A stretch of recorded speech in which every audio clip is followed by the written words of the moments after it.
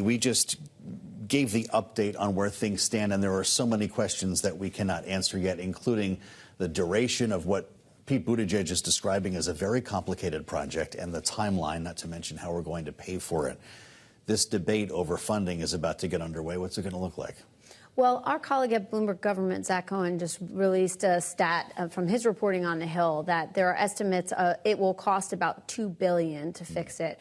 We've already heard President Biden come out and say that he wants the government to foot the bill, but that will involve a number of things, potentially funding from the infrastructure bill, funding from the Department of Transportation, and likely some type of supplemental from Congress. And as we've seen time and time again, getting things through Congress is not smooth right now. Well, that's absolutely right. $2 billion. That's really important, and I'm glad that you mentioned that, Peggy. It's the first time I've heard a number on this, Jonathan. What's Congress going to say? What will Republicans in the House say? Yeah, I don't think it's going to be smooth sailing, as Peggy mentioned. If you think back to Superstorm Sandy a little while back, and there was a push for emergency aid right then for New York and New Jersey, there was a lot of resistance from Republicans, and they said any new spending needed to be offset with cuts. Democrats said, no, this is an emergency. We don't, hold a state or a city hostage over when they're having an emergency. And I think those comments from Governor Moore were almost anticipating some of this fight, where he was saying, this isn't just a Maryland issue, it affects other states as well. Yeah, right. I spoke earlier, as I mentioned, with the Secretary of Transportation, Pete Buttigieg. He spoke about how the ship's cargo currently is being handled. Just give us a sense of how delicate this whole operation is. Let's listen. What we're seeing right now is other ports are preparing to absorb some of those shipments. It really depends, though, on the type of shipment. That's exactly why we're so glad that this freight office is up and running. This was created by the president's bipartisan infrastructure package. We stood it up in accordance with that legislation, and it is coming in handy. This is not air traffic control. There's no one kind of tower, so to speak, or authority that tells ships where to go the way you have for aircraft. They are independent actors. We're bringing them to the table to make sure that there's better coordination. He's going to be holding an important meeting tomorrow with supply chain stakeholders, as the White House likes to say. This is not the first time, though, as he talks about this freight office, that this White House has had to deal with supply chain issues. We think about what's happening in the Red Sea, and we bring it all the way back to COVID. That's right, Joe. I mean, supply chain shocks have been one of the biggest things that this economy has had to deal with for several years now. Our chief U.S. economist, Anna Wong, had a piece out today that notes that one of the things the country is trying to deal with is inflation coming down. And one of the things that has been a part of that is car prices. We talk so much about used car prices and car prices during the pandemic, and we have seen those coming down. The port of Baltimore is very much so important when it comes to automobiles. And so the question is whether or not those prices will start to rise if that port is out of commission for a long period of time and things have to get diverted to places like Newark or even the West Coast. Well, you wonder if some of these diversions could be permanent to the detriment of Baltimore and the local economy there. Getting back to the Transportation Secretary, before I spoke with him earlier today on Bloomberg, he held forth in the briefing room at the White House. Here's what he told reporters. What we do know is a bridge like this one, completed in the 1970s, was simply not made to withstand a direct impact on a critical support pier from a vessel that weighs about 200 million pounds, orders of magnitude bigger than cargo ships that were in service in that region at the time that the bridge was first built.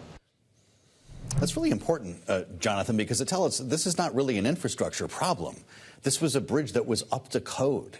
And this is going to come back to who was at fault at some point, and I wonder what the response will be from Congress on that specific issue. The president says the federal government should rebuild it before we start dealing with who was at fault or liabilities. Yeah, and I think it dovetails with kind of the image that President Biden has tried to put forward from the start of his presidency, that he's the infrastructure president, that he's the guy who's going to rebuild things. It was one of his first really big signature pieces of legislation. So even though it's highly unlikely this will get rebuilt in time for the election, he and his administration are going to want to show progress and to kind of basically build on the Biden brand as they head towards an election. We've got another hit from Congress today, another departure. Annie Custer in this case, representative from New Hampshire, a Democrat.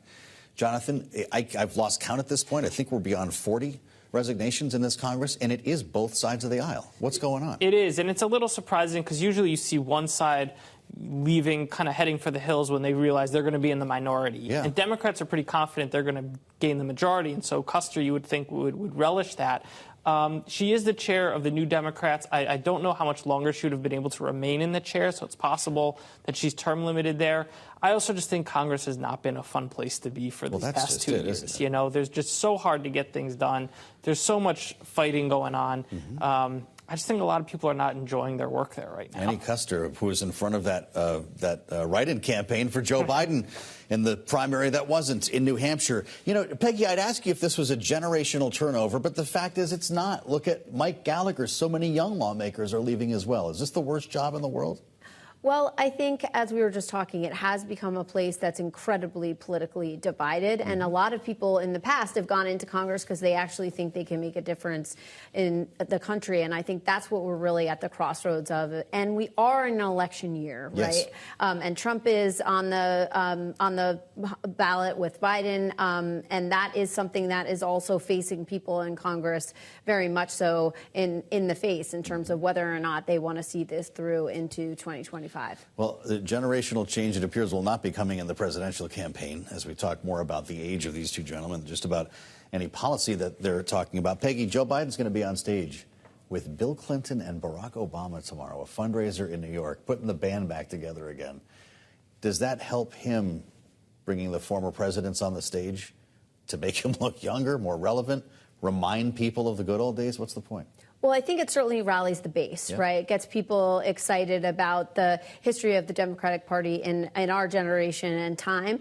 I think one of the other things to note that we've been reporting on here in D.C. is the delta in terms of the money raised. You know, Biden does have a clear advantage, and it is when it comes to fundraising and the money that he and the Democratic Party have been able to raise. And this is another way to get more people out to potentially get farther ahead on the money front while Trump is dealing with his legal battles and legal fines. Of course, it's not a mistake that this is taking place in New York. President's going up to the ATM in Manhattan here, and if you show up with Bill Clinton and Barack Obama, that's a win, right? You hail from New Jersey. This is Clinton and Obama country. Yeah, it's very blue territory, and he's going to be up there with people who, frankly, are more popular than he is, which is, I'm sure that they're hoping that rubs off on the president and just reminds people in general of, you know, other Democrats who have won the popular vote, who've won the Electoral College twice, and kind of reminds them of the party brand writ large, even if President Joe Biden himself is not particularly popular right now.